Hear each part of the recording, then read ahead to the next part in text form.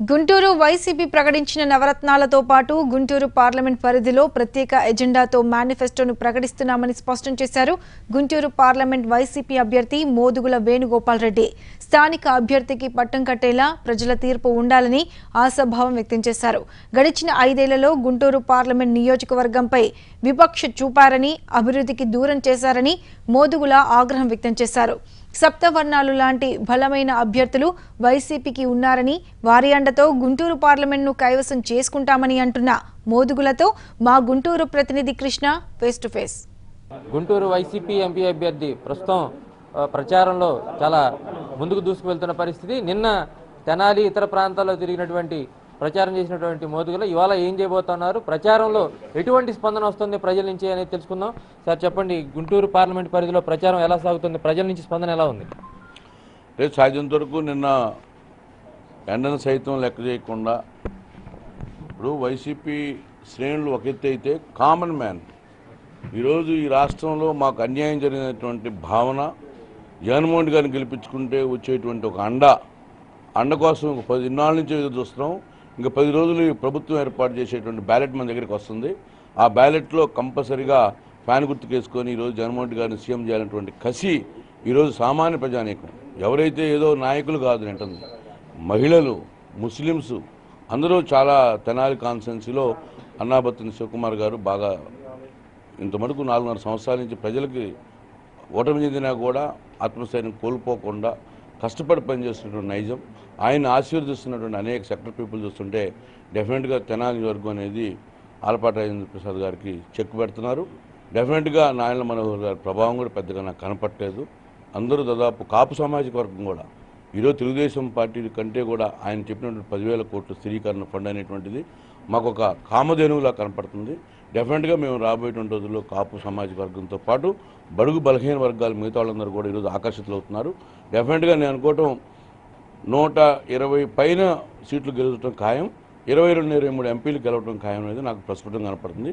దాంట్లో గుంటూరు పార్లమెంట్ పరిధిలో ఉన్నటువంటి 7 అసెంబ్లీ వర్గాలు కూడా వైకాపా పార్టీ గెలవడానికి, మంచి విజయాలు సాధించడానికి మెండుగా అవకాశాలు కనపడుతున్నాయి. డెఫినెట్గా ప్రజలు ఆశీర్వదిస్తారనేటువంటి భావన కూడా నాకు కనపడుతుంది. టీడీపీ చేసినటువంటి ప్రధానమైనది ఏంటంటే గుంటూరు పార్లమెంటు పరిధిలో బలమైన అసెంబ్లీ అభ్యర్థులు ఉన్నారు. పొన్నూరు కానీ, మంగళగిరి కానీ, తెనాలి కానీ చూసుకుంటే ప్రతిపాడు కానీ, ఇటువంటి నేపథ్యం ఉన్న చోట గుంటూరు పార్లమెంటు మేమే కైవసం చేసుకుంటామని చెప్తున్నారు. మీరు ఎలా ఢీకొట్టబోతున్నారు? ఇప్పుడు సాధ్యం వరకు వాళ్ళు బలాలు 2 రకాలుగా ఉంటాయి, ప్రజాబలం ఒకటి, ధనబలం ఒకటి. నేను కూడా ప్రజాబలం లేదు, వాళ్ళకి ధనబలం ఉంది. ఈరోజు ఆలపాటి రాజేంద్ర ప్రసాద్ గారు కానీ, ధూళిపాల నరేంద్ర గారు కానీ they are the 6th time వాళ్ళు ఫ్రీలోకి వెళ్ళిపోతున్నారు. 6 సార్లు ఫ్రీలోకి వెళ్ళిన తర్వాత బలంగా ఉంటాం కాదు, వాళ్ళు ఏ రకంగా ప్రజలు ఎక్కడ చూసినా కూడా కసిగా ఉన్నారు. మంచి గట్టి నాయకుడు మాకు ఎవరు వస్తారు, ధూళిపాల నరేంద్రని ఢీకొనేవాడు, ఆలపాటి రాజేంద్ర ప్రసాద్ గారిని ఢీకొనేటువంటి వాళ్ళు ఈరోజు ఎవరున్నారనేటువంటి భావనకు వచ్చినప్పుడు ఈరోజు మాకు ప్రస్ఫుటంగా కనపడింది ఏంటంటే వాళ్ళ మీద ఉన్నటువంటి వ్యతిరేక ధోరణి. ఏదో ఒక వర్గంలో ఒక వర్గానికే బాగా దోచిపెట్టినటువంటి వైనాన్ని మిగతా వాళ్ళందరూ కూడా కసిగా ఉండి ఈరోజు ఈ సంపదను దోచుకుంటున్నారు. డెఫినెట్గా ఇది ప్రభుత్వ సంపదన అనేటువంటి భావంతో కసి పెరిగింది. అందుకని డెఫినెట్గా పెద్దగా బయటికి చెప్పలేకపోవచ్చు కానీ సైలెంట్ ఓటింగ్ మట్టికి డెఫినెట్గా చాప కింద నీళ్ళకపోతూ ఉంది. అందులో ఈరోజు కిలార్ రోషి గారు 100% 20,000 ఓట్ల మెజార్టీతో గెలుస్తాడనిపిస్తుంది. నాకు ముఖ్యంగా చెబుల మండలం ఎంత టర్న్ అయిందంటే దాదాపు 30 సంవత్సరాల నుంచి టీడీపీకి అనుకున్నటువంటి సామాజిక వర్గాలు నాయకులు కూడా ఈరోజు వైకాపా వైపు మరలుతూ ఉన్నారు. పెదకాగాని మండలం పూర్తిగా కూడా ఈరోజు వైకాపా పార్టీకి అనుకూలంగా ఉంది. పొన్నూరు టౌన్లో కూడా ఈరోజు రావి వెంకటరమణ గారు బాగుండాలని కోరుకుంటూ ఈరోజు ఆయన వర్గం ఈయన వర్గం అని లేకుండా అన్ని వర్గాలు కలిసి వైకాపా గెలుపుని బుస్కందాల మీద వేసుకున్నటువంటిది స్పష్టంగా కనపడుతుంది. ఈరోజు రావి వెంకటరమణ గారికి ఉన్నటువంటి అనుబంధాలు ప్రతిపాడు వర్గంలో కూడా ఆయన్ని కూడా ఈరోజు రావి వెంకటరమణ గారు కావాలి, దాంతోపాటు జగన్మోహన్ రెడ్డి గారు సీఎం కావాలన్నటువంటి భావన కూడా మరి ప్రతిపాడులో కనపడుతూ ఉంది. అందులో రాత్రి వంగీపురం తర్వాత ప్రతిపాడు మండలం అంతా కూడా తిరిగి వచ్చాను. ఎక్కడ చూసినా సుచరిత గారు మరి కిలార్ రోషి గారు అంతా బాగా చేసుకుంటున్నారు. ఇప్పుడు గుంటూరు పశ్చిమ వర్గం యేసత్నం గారిని కూడా దాదాపు తెలుగుదేశం నుంచి కూడా మాకున్నటువంటి డివిజన్ అధ్యక్షులు కూడా చాలామంది ఇటువైపు జారటం జరిగింది. అందుకని ఇక్కడ కూడా తెలుగుదేశం ఖాళీ అయ్యే పరిస్థితి ఉంది. తాడికొండ అమ్మాయి కొంత హైదరాబాద్ నగరం ఉండటం కానీ కొంత అవగాహన ఉండటం వల్ల అమ్మాయి చక్కటి ప్రసంగాలతోటి ఒక డాక్టర్గా, భర్త డాక్టర్గా చాలా పేద ప్రజలకు దగ్గర అయిపోయారు. అందుకని నిజంగా 7 రకాల కులాలు ఉన్నటువంటి అసెంబ్లీ వర్గం నాకు దొరికారు. ఏడుగురు కూడా మంచి మనస్తత్వం ఉన్నటువంటి దమ్ము ధైర్యం ఉన్నటువంటి వాళ్ళు, ఆర్థికంగా పుష్కలంగా ఉన్నటువంటి వాళ్ళు, బాగా ధైర్యంగా ఈ యొక్క వైకాపా కార్యకర్తల్ని భుజం మీద వేసుకొని ఎంత బరువైన మోసేటువంటి ఏడుగురు అభ్యర్థులు దొరకటం నాకు నిజంగా ముస్తాఫా. ఈ రోజున గెలిచినా ఓడినా ప్రజల మనిషి అనేటువంటి భావన. నేను కూడా మళ్ళీ బుడే మెజార్టీని 1983లో ఎన్టీ రామారావు గారి వేవ్లో ఏదైతే ఆయన సాధించాడో ఆ మెజార్టీని ఈరోజు బద్దలు కొట్టేట్టు కనపడతా ఉంది నాకు. అదే డెఫినెట్గా, ఎందుకంటే నసీర్ కానీ లేకపోతే ఈరోజు అక్కడ ఉన్నటువంటి జావులకు కానీ వీళ్ళకంటే కూడా డెఫినెట్గా ఆయన ముందు తీసుకుపోతున్నాడు. అందుకని నా అభ్యర్థులు ఎక్కడ వీక్ అనేటువంటిది కాదు. జయదేవ్ కంటే నేను స్ట్రాంగు, వాళ్ళ ఏడుగురు అభ్యర్థుల కంటే కూడా మా ఏడుగురు అభ్యర్థులు స్ట్రాంగు. కొంతమంది కొత్త వాళ్ళు ఉన్నారు, అయినా కూడా పాతోళ్ళలాగా బిహేవ్ చేసుకుంటూ ప్రజల దగ్గరికి వెళ్తున్నారు. సుచరిత కూడా she extremely doing well. Annabatti Shivakumar కూడా డెఫినెట్గా చాలా కసిగా ఉన్నారు. ఎప్పుడు ఆలపాటి రాజేంద్ర ప్రసాద్ గారికి చెక్ పెడదాం అనేటువంటి భావన, అందుకని చెక్ పెడదాం అనేటువంటి భావన ఉండటం వల్ల డెఫినెట్గా అన్నాబత్తి శివకుమార్ గెలవబోతున్నాడు. అందుకే వైసీపీ ఇప్పటికే నవరత్నాలు అనే ప్యాకేజీ ప్రకటించింది. మీరు ప్రధానంగా గుంటూరు పార్లమెంట్ పరిధిలో ప్రధానమైన మేనిఫెస్టో మీరేమైనా ప్రకటించదలుచుకున్నారు? సాధ్యంత వరకు ఇవాళ మాకు విడ్డాలు అయిపోయిన తర్వాత బ్యాలెట్ నెంబర్లు బ్యాలెట్స్ అన్నీ వస్తాయి. వచ్చిన తర్వాత దాదాపు 19 మంది ఈరోజు ఫ్రీలో ఉన్నట్టు తెలుస్తుంది. ఈరోజు 3 గంటలకు తెలిసిపోద్ది ఎవరు విడ్డ్రా చేసుకున్నారు కనుక. 15 మంది అయితే ఒకటే బాక్స్ సరిపోతుంది. అందుకని ఆ 16 మంది అయిపోయిన తర్వాత ఆటోమేటిక్గా డెఫినెట్గా మా సింబల్, మా యొక్క సింబల్తో పాటు మా యొక్క బ్యాలెట్ సీరియల్ నెంబర్ వస్తుంది. కాబట్టి దాంతోపాటు ఈరోజు పార్లమెంట్కి ఒక మేనిఫెస్టో, అసెంబ్లీలకు మేనిఫెస్టో కలిపి ఈ రోజున, ఎందుకంటే గుంటూరు జిల్లా ఆల్రెడీ అనౌన్స్ చేశారు జగన్మోహన్ రెడ్డి గారు.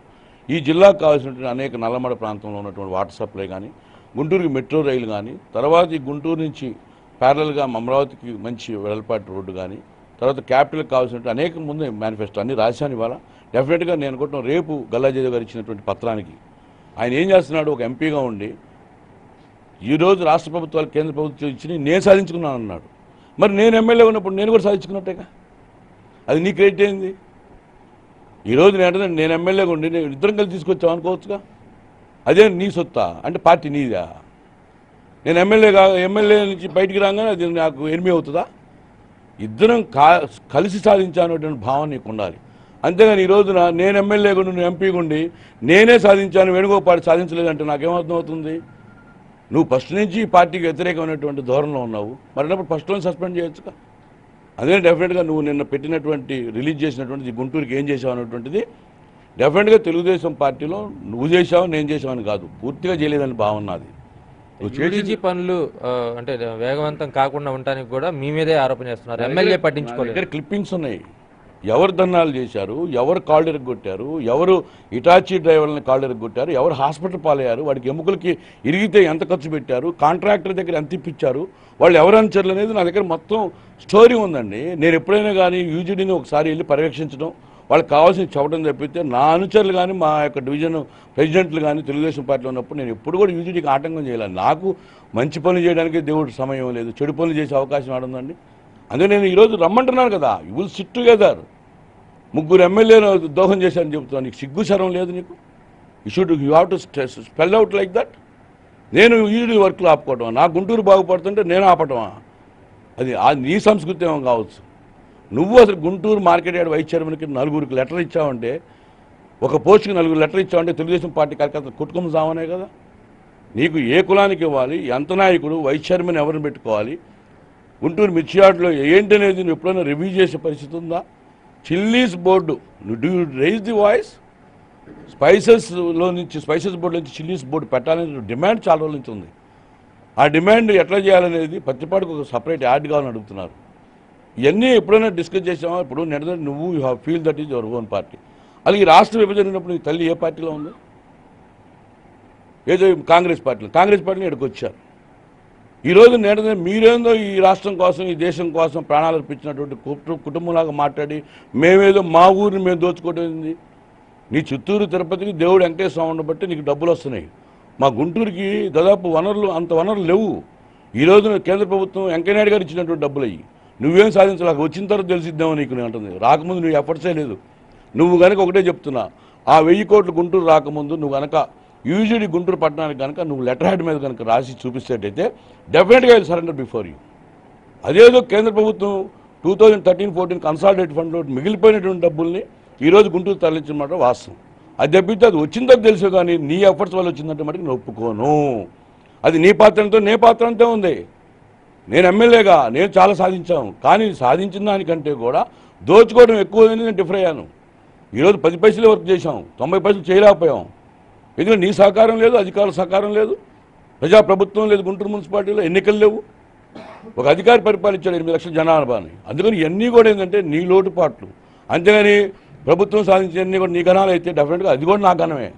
అంతేగాని నువ్వు నేను అప్పుడు ఒకటే, నువ్వు నేను వేరు కాదు. అదే డెఫినెట్గా అటువంటి మాటలు మాట్లాడద్దు. డెఫినెట్గా నువ్వు రిలీజ్ చేసినట్లు ఎన్నో లోపభూయిష్టాలు ఉన్నాయి. అవన్నీ నేను రేపు ప్రెస్కి వస్తున్నాను. నా మేనిఫెస్టో ఏంటి, నా యొక్క అభ్యర్థుల బలబలాలు ఏంటి, నీ అభ్యర్థుల బలహీనతలు ఏంటి, నీ బలహీనతలు ఏంటి అనేది డెఫినెట్గా మేనిఫెస్టో మీద డిస్కషన్ పెడతాను. డెఫినెట్గా రాబోయేటువంటి రోజుల్లో నీ గుణపాఠం చెప్తారు గుంటూరు పట్టణ ప్రజలు. This is a fight versus local non local. This is a fight versus availability non availability. This is a fight versus mother language knowing language. మాతృభాష తెలిసిన భాష. అందుకే డెఫినెట్గా ఐ కమ్ విత్ రిటార్టేషన్. అందుకని ప్రజల మనసు దోచుకునేటువంటి దమ్ము ధైర్యం ఉన్నటువంటి వాడిని డెఫినెట్గా గుంటూరు ఎంపీ గెలవబోతున్నాను. నీ గుణపాఠం చెప్తాను. నీకంటే ఈ గుంటూరు ఎట్లా ఉంటుందో చూపించబోతున్నాను, గుర్తుపెట్టుకో. నాకు ప్రజలు అవకాశం ఇస్తే 2019-24 జగన్మోహన్ రెడ్డి గారి సారథ్యంలో స్వర్ణయుగం గుంటూరు కానీ రాసిస్తా, ఆ చరిత్ర రాసిస్తా. మొత్తంగా సప్తవర్ణాలు లాంటి 7 బలమైన అభ్యర్థులతో గుంటూరు పార్లమెంట్లో పోటీ చేస్తా ఉన్నానని, అదేవిధంగా వైసీపీ ప్రకటించినటువంటి నవరత్నాలతో పాటు తాను వ్యక్తిగతంగా గుంటూరు పార్లమెంటుకి సంబంధించినటువంటి మేనిఫెస్టోను రూపొందించుకుంటున్నామని 2019-2024 మధ్యలో ఒక స్వర్ణయుగాన్ని క్రియేట్ చేయబోతా ఉన్నానని మోదుగుల చెప్తా ఉన్నారు. కెమెరా పర్సన్ పవన్తో కృష్ణ, ఎన్టీవీ, గుంటూరు జిల్లా.